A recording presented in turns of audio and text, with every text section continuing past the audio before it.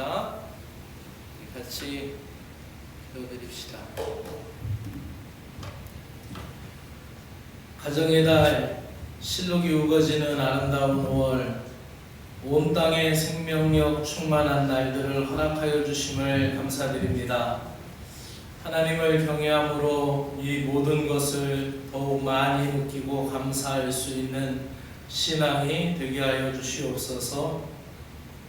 수요 기도회로 모일 수 있는 믿음도 주시고 은혜를 사모하는 마음도 주셨사오니 말씀이 들려지게 하시고 야곱의 인생을 어루만지시는 하나님, 이제 야곱의 가정을 돌보시고 그 자녀들 하나하나를 간섭하시고 그들 각자의 인생에 개입하시는 하나님의 섭리를 깨달아 알아가게 하시고 나와 내 가정을 향하신 주님의 뜻을 발견하게 하여 주시옵소서. 예수 그리스도의 이름으로 기도드리옵나이다. 아멘.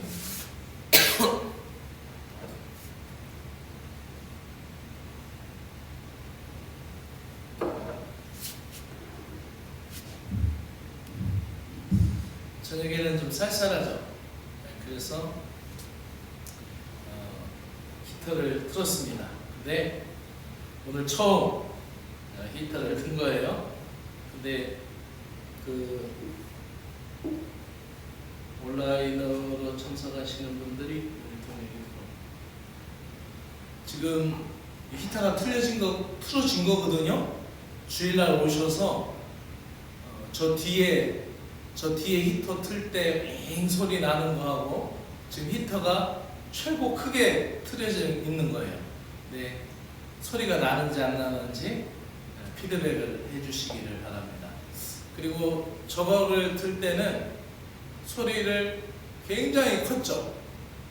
그래가지고 컸을 뿐만 아니라 1시간 전에 틀어놨어요. 제가 1시간 전에 나와서 틀었는데 이거는 제가 나오면서 10분 전, 8시 10분 전에 바로 튼 거예요.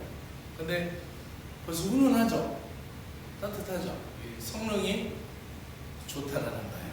그래서 투자를 한 만큼 다 여러분들이 헌금하고 여러분들이 모아놓은 목적 헌금으로 이거를 하게 되었습니다. 그래서 사택에도 에어컨을 달았습니다. 너무 센가요?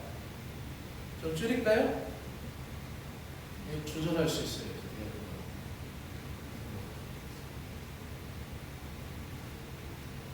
이거 안 맞나? 이렇게 해야 되나?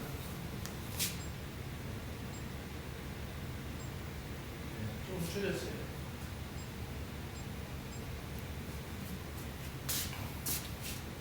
자, 광고 말씀드립니다. 오늘 말씀드린 대로 예배실 그리고 사택 에어컨 설치 완료했습니다. 전기온수기는 주문해서 아마 내일 도착할 예정입니다. 담임사관은 학교 공부 관계로 목회 현장 탐방이 있습니다. 홍성에 장애인 공동체를 세우는 곳이 있어서 거기 가고 그 다음에 서천까지 오늘 하고 내일하고 모레 출타합니다. 그래서 금요일날 아침 기도회는 여사관이 인도합니다. 그래서 금요일날 아침 기도회는 온라인 실시간이 없습니다. 이번 주는 어버이 주일로 예배 드리도록 하겠습니다. 오늘도 아이들이 꽤 많이 왔어요. 그래서 연달아서 아이들이 줄기차게 와서 솜사탕을 먹고 갔습니다. 오늘 말씀은 창세기 43장 1절부터 15절의 말씀까지 보도록 하시겠습니다. 창세기 43장 1절부터 15절까지 교독하면서 읽겠습니다. 그 땅에 기근이 심하고 그들이 물에서 가져온 곡식을 다 먹음에 그 아버지가 그들에게 이르되 다시 가서 우리를 위하여 양식을 좀 사오라. 유다가 아버지에게 말하여 이르되 그 사람이 우리에게 엄히 경고하여 이르되 너희 아우가 너희와 함께 오지 아니하면 너희가 내 얼굴을 보지 못하리라 하였으니 아버지께서 우리 아우를 우리와 함께 보내시면 우리가 내려가서 아버지를 위하여 양식을 사려니와 아버지께서 만일 그를 보내지 아니하시면 우리는 내려가지 아니하리니 그 사람이 우리에게 말하기를 너희 아우가 너희와 함께 오지 아니하면 너희가 내 얼굴을 보지 못하리라 하였습니다. 이스라엘이 이르되 너희가 어찌하여 너희에게 또 다른 아우가 있다고 그 사람에게 말하여 나를 괴롭게 하느냐. 그들이 이르되 그 사람이 우리와 우리의 친족에 대하여 자세히 질문하여 이르기를 너희 아버지가 아직 살아계시느냐 너희에게 아우가 있느냐 하기로 그 묻는 말에 따라 그에게 대답한 것이니 그가 너희의 아우를 데리고 내려오라 할 줄을 우리가 어찌 알았으리이까. 유다가 그의 아버지 이스라엘에게 이르되 저 아이를 나와 함께 보내시며 우리가 곧 가리니 그러면 우리와 아버지와 우리 어린 아이들이 다 살고 죽지 아니하리이다. 내가 그를 위하여 담보가 되오리니 아버지께서 내 손에서 그를 찾으소서. 내가 만일 그를 아버지께 데려다가 아버지 앞에 두지 아니하면 내가 영원히 죄를 지리이다. 우리가 지체하지 아니하였더라면 벌써 2번 갔다 왔으리이다. 그들의 아버지 이스라엘이 그들에게 이르되 그러할진대 이렇게 하라. 너희는 이 땅의 아름다운 소산을 그릇에 담아가지고 내려가서 그 사람에게 예물로 드릴지니 곧 유향 조금과 꿀 조금과 향품과 모략과 유향나무 열매와 감복숭아니라. 너희 손에 갑절의 돈을 가지고 너희 사과 위에 놓아져 있던 그 돈을 다시 가지고 가라. 혹 잘못이 있었을까 두렵도다. 내 아우도 데리고 떠나 다시 그 사람에게로 가라. 전능하신 하나님께서 그 사람 앞에서 너희에게 은혜를 베푸사 그 사람으로 너희 다른 형제와 베냐민을 돌려보내게 하시기를 원하노라. 내가 자식을 잃게 되면 이르도다. 우리 15절은 함께 합시다. 그 형제들이 예물을 마련하고 갑절의 돈을 자기들의 손에 가지고 베냐민을 데리고 애굽에 내려가서 요셉 앞에 서니라. 아멘. 오늘 말씀의 제목은 우리 따라합시다. 하나님의 꿈을 다시 찾아서. 하나님의 꿈을 다시 찾아서. 우리가 지난주에 우리가 말씀을 나눈 것이 이겁니다. 하나님의 뜻을 찾기 시작할 때에 어떤 일이 벌어지냐? 이해할 수 없는 일들이 벌어진다라는 거예요. 왜 이런 일이 나에게 닥쳤는가? 이해할 수 없는 일들이 벌어지면서 하나님의 뜻을 생각하고 하나님의 뜻을 찾아야 한다라고 그랬습니다. 그러면서 그렇게 하나님의 뜻을 찾기 시작할 때에 또 신앙의 본질을 만나게 된다고 그랬어요. 그리고 자기 애착을 포기해야 할 때가 바로 하나님의 뜻을 찾을 때라는 거 말씀드렸습니다. 그러니까 하나님의 뜻을 찾게 된다? 그것은 곧 이 세상의 논리하고 세상적인 나라의 법칙하고 그 질서하고 안 맞는 거예요. 새로운 역사가 일어난다는 거죠. 거듭남이라는 것도 그렇잖아요. 중생이라는 논리도 마찬가지죠. 그래서 우리가 인간 삶에서 이러한 일들이 계속 반복되는데 42장에 있었던 이야기가 이제 43장에서도 또다시 반복이 되는 거예요. 왜 반복이 될까요? 비슷하죠. 말씀의 지금 풀이도 하나님의 꿈을 찾아가는 신앙적인 결단인데 상황이 극단적으로 몰려간다라는 거죠. 어찌 보면은 다른 문은 하나님이 다 닫아놓으시고 하나의 문만 열어놓으시는 그러한 상황과 같게도 된다라는 것이죠. 그리고 그 길을 어쩔 수 없이 선택할 수밖에 없는 지경에 이르게도 하십니다. 또 그 상황 가운데 신앙은 점점 내 무거운 짐, 인생의 수고하고 무거운 짐을 하나님이 내려놓게 하십니다. 안 내려놓고 짊어지고 있으면 하나씩 하나씩 내려놓게 하셔요. 그것이 점진적으로 연속 동작으로 일어난다라는 거예요. 그래서 우리가 신앙생활 할 때 우리가 처음에 신앙생활을 하면서 예수님 믿고 구원의 기쁨에 차가지고 찬송만 불러도 기쁘고 예배당에 오기만 해도 기쁠 때 내가 세상의 모든 것을 다 포기한 것 같았어요. 모든 것을 다 포기한 것 같은 기쁨이 있었어요. 그런데 내가 다시 교회에 찾아왔다? 내가 다시 주님을 만났다라고 할 때에 내가 정말 이제 새롭게 신앙생활하고 새롭게 산다라고 결심하는 그 순간 모든 걸 다 내려놓은 것 같지만은 다 내려놓지 않았어요. 그리고 신앙생활 하면서 어려움에 부딪히게 되고 막다른 골목에 도달하게 될 때 또다시 하나님 앞에 꿇어엎드립니다. 하나님, 내가 너무 세상적으로 살았습니다. 모든 걸 다 포기하겠습니다. 내가 이제 주님의 뜻대로만 살고 주님의 말씀만 섬기겠습니다라고 말합니다. 그런데 그렇게 했음에도 불구하고 또 신앙생활 하다 보면은 또 문제에 봉착할 때가 있어요. 진퇴양난의 순간이 있어요. 그때 하나님 앞에 또다시 내려놓게 되는 거예요. 그러니까 이 내려놓음이라는 것이 어찌 보면은 계속 점진적으로 일어난다라는 것이죠.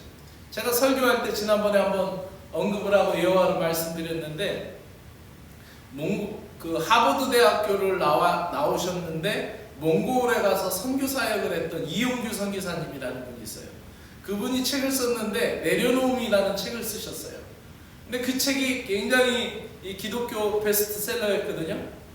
그랬는데 그 책이 굉장히 유명했는데, 그분이 몽골 사역을 하다가 이제 그거를 그만두고 이제 동남아 사역으로 가게 됐어요. 또 막 그런 상황으로 몰고 갔다라는 거예요, 하나님이. 그런데 그 동남아 사역을 하면서 갑자기 선교사가 선교지를 옮기게 될 때는 모든 것을 거기에서 다 포기하고 하잖아요. 가정도, 짐도, 자녀들도 모든 것이 다 바뀌잖아요. 그때 잠시 한국에 와서 아버지 집에 있었다라는 거예요. 근데 아버지하고 무슨 얘기를 하다가 의견 충돌이 일어났다는 거예요. 막 얘기를 하는데 나중에 안 되니까 아버지가 뭐라고 얘기했냐면, 다 내려놨다며 그러더라는 거예요. 내려놓음이란 책을 썼잖아요, 아들이. 그러면서 아버지하고 막 그런 선교 나가는 문제 속에서, 일상생활의 문제 속에 막 얘기를 하다가 의견 충돌이 있으니까 그 이영규 선교사님의 아버지가 다 내려놨다며, 그래서 그 후로 나온 책이 더 내려놓음이에요. 그러니까 야곱도 어찌 보면은 하나님 앞에 집을 떠나서 단신으로 엄마의 고향 외갓집으로 갈 때 베델에서 하나님 만나잖아요. 거기서 하나님 만나면서 뭐라고 얘기합니까? 내가 하나님 섬기고 내가 이리로 다시 돌아오게 올 때 내가 나를 지켜주시면 내가 하나님 앞에 11조 바치고 뭐 정말 온전히 살겠다라는 그런 각서와 같은 그런 일이 있지 않습니까? 근데 그렇지 않잖아요. 자기가 사랑하는 것, 자기가 좋아하는 것을 위하여 계속 찾습니다. 그리고 또 오다가 계속해서 내려놓음을 경험하게 되죠. 그러면서 야복 강가에서 또다시 내려놓고, 천사와 씨름하면 또다시 내려놓고, 에서를 만나면서 또다시 내려놓고, 계속해서 이 과정을 겪는다라는 것이죠. 그래서 이 계속 내려놓음의 점진적인 이 연속 동작을 보게 되는데, 오늘 이 43장을 보면서 하나님이 이제 야곱 하나만 건드리시는 게 아니라 갈수록 다각적으로 다방면으로 야곱은 야곱대로 하나님이 만지시고, 요셉은 요셉대로 만지시고, 누벤은 누벤대로 만지시고, 베냐민은 베냐민대로, 유다는 유다대로 만지고 있는 모습을 보게 되는 거예요. 이 전체적으로 입체적으로 이게 그 내비게이션도 이게 평면도로 보다가 이게 3D로 보면은 이게 막 건물도 보이고 지나가는 길이 막 보이잖아요. 그런 거와 마찬가지로 이 하나님이 다각적으로 움직이신다. 그래서 오늘 제가 읽다 보면 빨간 글씨로 써놓은 것 중에 야곱을 대신하여서 이스라엘이라는 야곱의 새로운 영적인 이름을 거론하는 거 볼 수가 있고, 그것이 곧 그 새로운 이름의 나라를 만드는 공동체로서, 국가 공동체로서 직칭하는 그 모습을 우리는 또 볼 수가 있는 거예요. 중요한 것은 42장 38절에서 어떻게 끝냈어요? 우리 한번 읽어볼까요? 시작. 야곱이 이르되 내 아들은 너희와 함께 내려가지 못하리니. 야곱이 뭐라고 그랬어요? 베냐민을 그 자녀들이 애굽에 갔다 와서 이제 우리가 다시 양식을 사러 가려면은 베냐민을 데리고 내려가야 합니다. 그랬더니 안 된다. 그리고 아버지가 딱 선포를 했어요. 그 아버지는 가장이면서 그 족장이잖아요. 그 집안에 안 된다라고 선포한 거예요. 그러니까 꼼짝달싹 못한 거예요. 그러면서 10절에도 보면은 굶어 죽기 직전에 양식은 바닥나서 탈탈 털어서 가루로 만들어서 죽을 끓일 것도 없는 거예요. 그러면서 유다가 자기 생명을 담보로 얘기하면서 우리가 지체하지 않았으면 벌써 2번이나 갔다 왔습니다. 아버지 그만 포기하십시오라고 하잖아요. 근데 아버지가 못 내려놓는, 난 죽어도 이제 베냐민은 너희한테 못 내려보내겠다라고 이야기하는 거죠. 이 상황에서 42장이 끝났단 말이에요. 그렇다면은 어떻게 됩니까? 지금 답보 상태라는 거예요. 정체된 상태라는 거예요. 중요한 거는 하나님은 아까 말씀드린 대로 요셉은 요셉대로 하나님이 만지시고, 르우벤은 르우벤대로, 시몬은 시몬대로 각자 지금 다 만지고 계시는 거예요. 근데 중요한 것은 여기서 지금 이스라엘이라는 이름이 야곱의 이름 대신하여서 언급이 되면서 하나님의 그리는 꿈은 어떻게 해요? 지금 민족 공동체의 꿈을 꾸리는 거예요. 그 하나님은 아브라함을 선택하시고 이삭이라는 가정을 선택하시고 야곱이라는 12지파를 선택하시고 이제는 나아가서 어떻게 해요? 이스라엘이라는 한 나라를 붙드셔서 샘플로, 모델로, 제사장 나라로 하나님이 그렇게 역사를 하려고 하시는데, 지금 이 가나안 땅에 있는 야곱과 야곱의 자녀들이 안 내려가는 거예요. 애굽에 내려가야 거기서 나라가 만들어지고 역사가 일어나서 다시 부름받아서 오게 되고, 그래야 선지자들이 내가 내 백성을 애굽에서 불러내었다, 이것이 예표가 되어서 예수님도 태어나셔서 애굽에 내려갔다 오는 거, 이런 모든 그림이 지금 맞는 거 아니에요. 하나님은 그림이라는 큰 그림 속에서 본다면 전지적인 그 작가 시점에서 보면은 이게 맞는 거 아니에요? 근데 안 내려가는 거예요. 왜 안 내려가고 있어요? 베냐민을 못 논다라는 거예요. 그것 때문에 못 내려가는 거예요. 그런데 이 애굽에 내려가야만이 하나님의 꿈이 실현이 되는 거예요. 지금 한쪽은 요셉은 그 꿈이 실현되어 가고 있죠. 그죠? 가서 총리도 됐고, 이제 가서 형들이 아버지가 절하는 것이 이제 꿈이 실현이 되는 거잖아요. 근데 이게 실현이, 하나님의 꿈이 아직 실현이 안 되고 있는 거예요. 왜요? 자기 고집 때문에, 자기 애착 때문에, 자기 집착 때문에 하나님의 꿈이 실현되지 않는 거예요.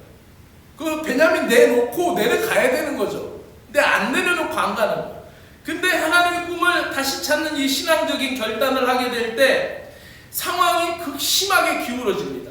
어떻게 기울어집니까? 오늘 본문에는 이렇게 시작합니다. 43장 시작. 그 땅의 기근이 심하고, 어쩔 수 없는 상황으로 가나안 땅의 기근이 아주 심하게 되는 거예요. 어떻게 할 수 없는 그 상황 속에서 이 모든 것이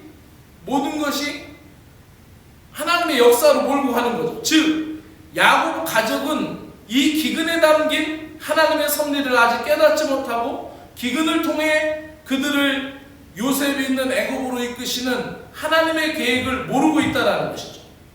이집트에서 사온 양식이 다 떨어졌고 기근은 심해졌고 야곱의 아들들은 다시 양식 사러 내려가야 합니다. 근데 그거를 아무도 말하지 못하고 있어요. 근데 누가 먼저 얘기했냐면 야곱이 왜들 멀뚱멀뚱 가만히 얼굴만 보고 있느냐, 빨리 내려갔다 와라라고 얘기하는 거예요. 근데 지금 뭐가 하나 빠졌어요? 누구를 데리고 와야 돼요? 베냐민을 데리고 와야 되는 거예요. 근데 아버지는 베냐민은 안 내놓고 내려갔다 와라라고 하는 거죠. 이 가족의 징태양난에 이번엔 누가 개입합니까? 유다가 베냐민과 함께 내려보내달라고 애원합니다. 그러면서 이 일에 있어서 자기 목숨을 유다가 겁니다. 여기서부터 유다가 자기 목숨 거는 일이 시작이 돼요. 이대로 가면 다 굶어 죽는 거예요. 근데 유다가 자기의 목숨을 걸어서 이집트 총리가 엄히 경고했다. 베냐민 안 데려가면 우리는 거기 앞에서 죽는다.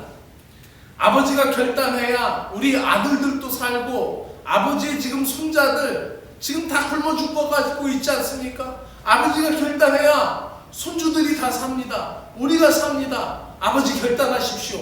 만약에 베냐민을 아버지 앞에 내가 못 세우면은 내가 내 생명을 대신한다라는 그 결단을 하죠. 유다는 유다대로 결단을 하는 거예요. 이 야곱의 가족을 자세히 우리가 묵상하다 보면은 하나님이 모두가 다 결단하게 하시는 거예요. 한 사람만 결단하게 하는 거예요. 그러니까 이 공동체적으로 하나님의 역사 앞에 순종하려면은 우리 모두가 다 결단해야 되는 거예요. 아멘. 한 사람만 결단해서는 안 돼요. 다 같이 결단하고 같이 나가야 되는 거죠. 유다의 희생적인 리더십, 자기의 목숨을 내놓고 책임지려는 리더십을 보이면서 답보 상태에 놓여있던 꿈의 여정이 유다의 자기 희생으로부터 이제 다시 시작이 되는 거예요. 그래서 야곱이 베냐민을 내려놓을 수밖에 없었고 야곱은 어쩔 수 없는 선택에 이르게 되고 결정할 수밖에 없는 상황에 이르게 되는 거예요.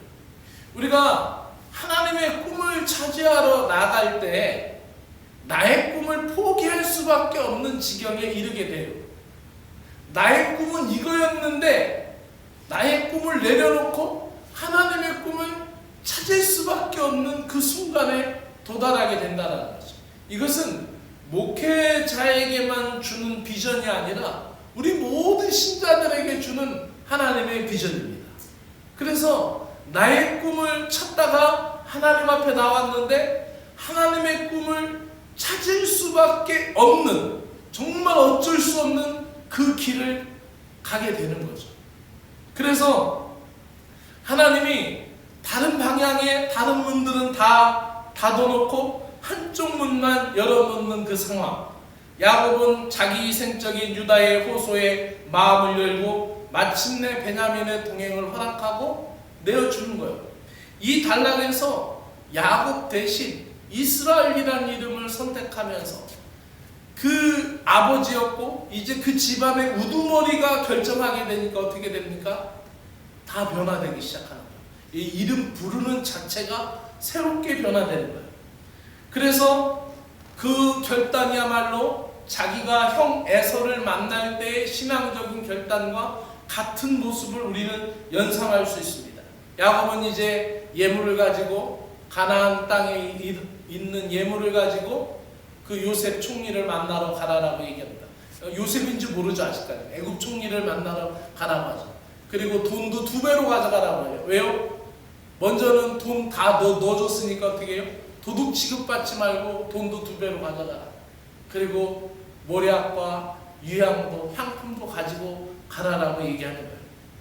마지막으로 자신이 그토록 아끼던 베냐민을 내주면서 우리는 여기서 놀라운 야곱의 신앙 고백, 놀라운 믿음의 결단을 다시 확인하게 됩니다. 14절을 우리 다 같이 읽어보기로 합니다. 시작. 전능하신 하나님께서 그 사람 앞에서 너희에게 은혜를 베푸사 그 사람으로 너희 다른 형제와 베냐민을 돌려보내게 하시기를 원하노라.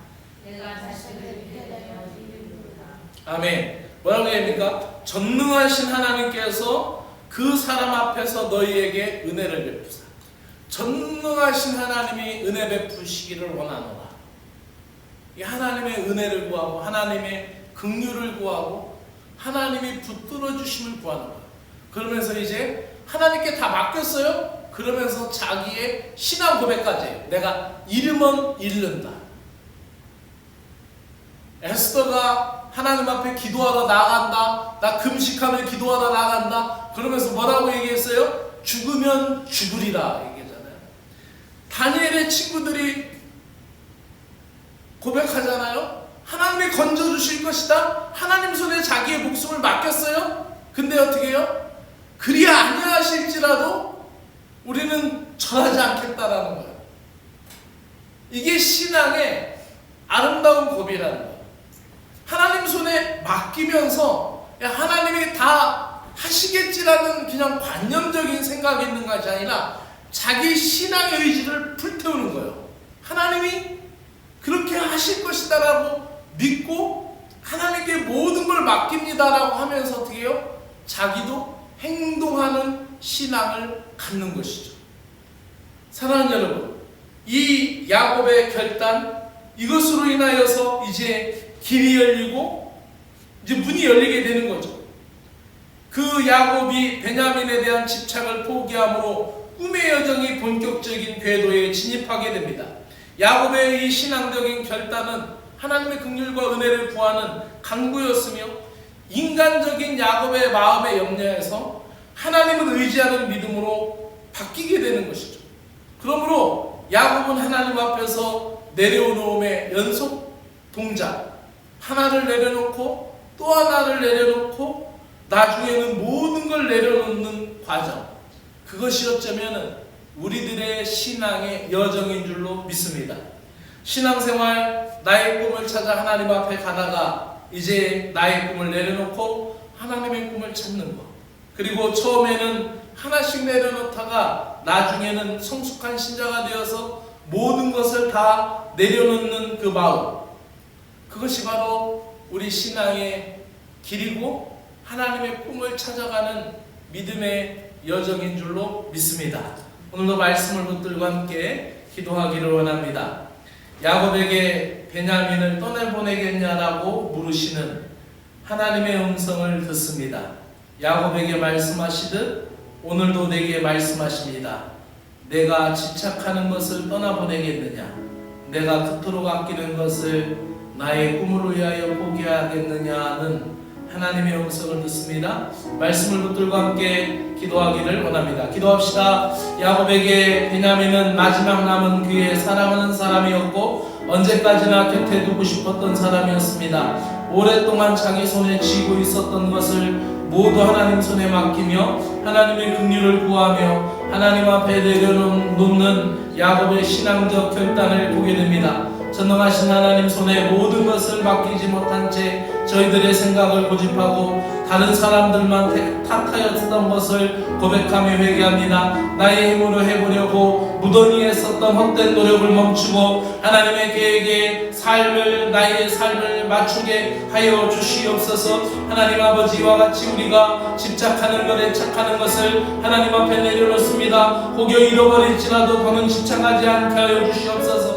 우리가 어쩔 수 없이 포기하기 전에 하나님의 뜻과 계획하심과 섭리하심을 깨달아 알아가게 하여 주시옵기를 간절히 원합니다. 요셉과 같이 하나님의 꿈을 꾸며 다니엘과 같이 하나님의 뜻을 깨달아 알아가게 하시고 요셉과 같이 정한 마음을 주시고 다니엘과 같이 뜻이 정한 사람이 되게 하여 주시옵소서. 하나님의 꿈을 찾아가기 위하여 아버지 나의 신앙적인 결단이 필요합니다. 신앙의 성숙이 필요하고 신앙의 아름다운 변화가 필요하오니 하나님 아버지 오늘도 내가 세상적으로 아버지하며 내가 집착하고 내가 고집하는 나의 아집을 내려놓고 주님을 찾을 수 있는 믿음의 신자들 되게 하여 주시옵소서. 아버지 하나님 이 밤에도 주님 앞에 나와 하나님의 이름을 부르짖으며 구하는 사랑하는 심령들 은혜 베풀어 주시고 말씀의 은총을 허락하여 주시어서 주님을 찾으며 갈망할 수 있는 믿음의 거룩한 백성들 될 수 있도록 하나님 아버지 인도하여 주옵시기를 간절히 원하옵나이다. 성령의 충만한 성령의 은혜를 우리들에게 허락하여 주셔서 주님으로 인하여 새로워지고 주님의 능력으로 인하여 새로워질 수 있는 거룩한 백성들 될 수 있도록 은혜 베풀어 주시옵소서. 하나님 아버지 감사합니다. 하나님의 꿈을 찾아가기 위하여 신앙적인 결단을 이루게 하여 주시옵소서. 우리의 모든 상황 속에서 주의 뜻을 발견하게 하여 주시고 내려놓음의 점진적인 신앙의 연속 동작이 일어남을 통하여 나의 신앙이 다시 매듭을 맺고 다시 뿌리를 내리고 또다시 매듭을 맺고 하나님 계속해서 성장해 나아갈 수 있는 믿음의 복된 심령들 되게 하여 주시옵소서. 예수님의 이름으로 감사기도 드리옵나이다. 아멘. 하늘에 계신 우리 아버지여 이름이 거룩히 여김을 받으시오며 나라가 임하시오며 뜻이 하늘에서 이루어진 것 같이 땅에서도 이루어지이다.